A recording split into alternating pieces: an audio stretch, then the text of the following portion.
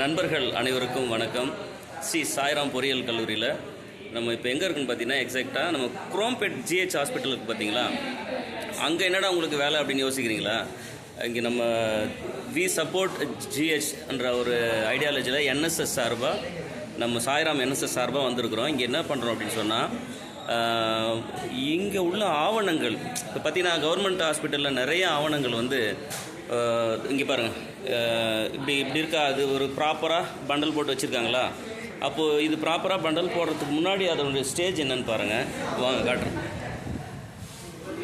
So இந்த மாதிரி இருக்கக்கூடிய இந்த பதிவுகள் எல்லாமே, இதெல்லாம் பார்த்திங்கன்னா, ஒரு ஹாஸ்பிட்டல்னால் என்ன பதிவு இருக்குன்னு உங்களுக்கு நல்லாவே தெரியும். அந்த நோயாளிகள் சார்ந்து, அதுக்கப்புறம் இந்த அரசு சார்ந்து, இந்த அரசு மருத்துவம் சார்ந்த விஷயங்களில் இருக்கக்கூடிய அந்த பதிவுகளை முறைப்படுத்தி, குறிப்பாக அந்த இயர் வைஸ், அந்த ஆண்டு ரீதியாக நம்ம அதை பிரித்து ஆவணப்படுத்தி வைக்கும் பொழுது, இந்த கவர்மெண்ட் ஹாஸ்பிட்டலில் எல்லாம் முறையாக இருக்கும். ஏதேனும் ஒரு வகையில் எதிர்வரும் இந்த அது நோயாளிகளுடைய தன்மையாக இருக்கட்டும், இல்லை நம்ம இந்த அரசாங்கம் அடுத்து என்ன மாதிரியான முன்னெடுப்புகளை எடுக்கலாம் இந்த மருத்துவம் சார்ந்த வளர்ச்சிகள் அப்படின்ற ஒரு பெரிய ஒரு நல்ல செயலுக்காக இந்த சாய்ராம் என்எஸ்எஸ் சார்பாக நம்ம இன்றைக்கி சனிக்கிழமை பாருங்கள், மாணவர்கள் எவ்வளோ ஒரு ஆர்வமாக அந்த வேலைகளை செய்கிறாங்க.